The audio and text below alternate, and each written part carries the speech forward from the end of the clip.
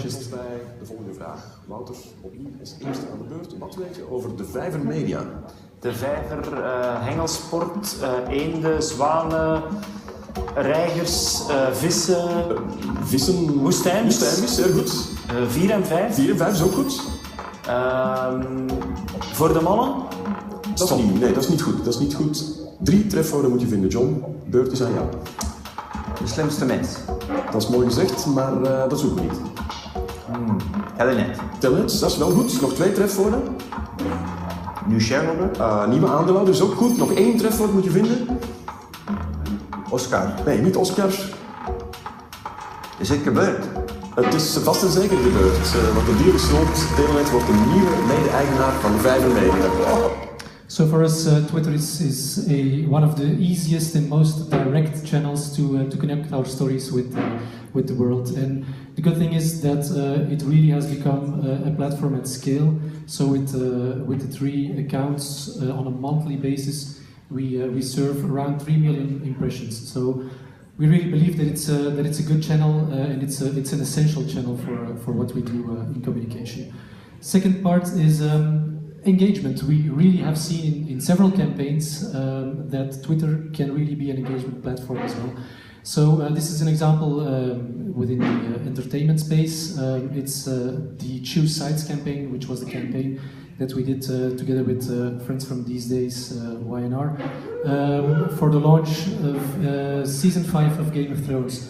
And what we did was essentially quite simple. We asked Alex Agnew and Xander de Rijke, 2 Flemish stand-up comedians, to launch a challenge in which they asked the Flemish audience to vote for the house that they felt should claim the throne in Season 5 of Game of Thrones. And that sparked a whole debate and conversations and dialogue around the content of Game of Thrones. We really put a campaign in the hands of a highly engaged and fanatic group of Game of Thrones fans, and that really paid off. We saw very high engagement rates, and we saw Twitter really as a conversation and as a dialogue platform in that campaign.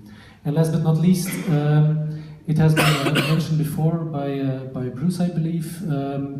Live sports, I think with our sporting account we try to be the soundtrack that goes along with live sports. We really believe that Twitter, and as last weekend's fight of the century has pointed out, probably in the future Periscope will both be platforms that could be very complementary to the products that we offer to our clients in the sports and in the entertainment content business.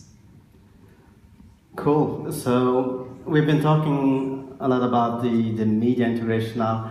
I know, well, Telenet is actually one of the first brands in terms of audience, in terms of followers. You said it, 70,000 followers. So being only active in the northern part of Belgium, how do you explain being a challenger and still being the biggest voice of all the telcos on Twitter? Well, I think part of that has to do with the fact that it's an important customer care channel for us as well. On a yearly basis, to give you a rough idea, we get about 175,000 inbound tweets from customers with care questions. So that calculates back to a little under 500 each day.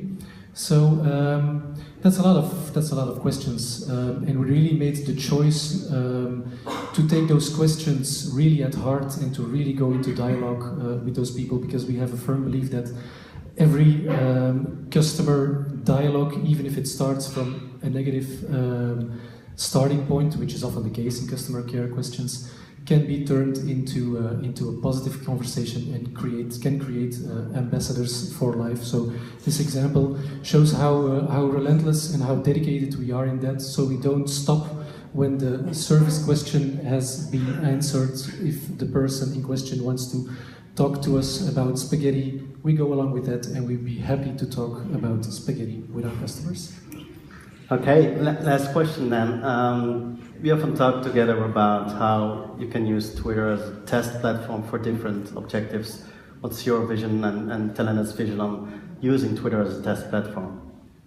Well, we're pretty straightforward in that. We believe that you can read all the manuals and all the articles and all the best cases, so best practices on how to use new technologies, but the fact of the matter is it's just hard work doing it right, and you have to just do it, and that's the only way to do it right.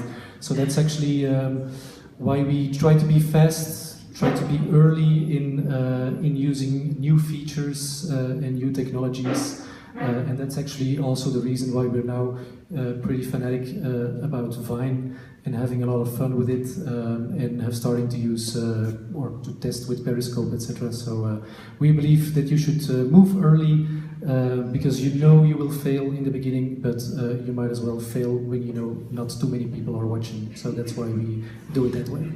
Show the Vine.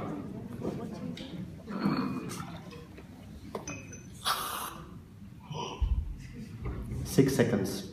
Thanks a lot, Filip. Applause for Filip.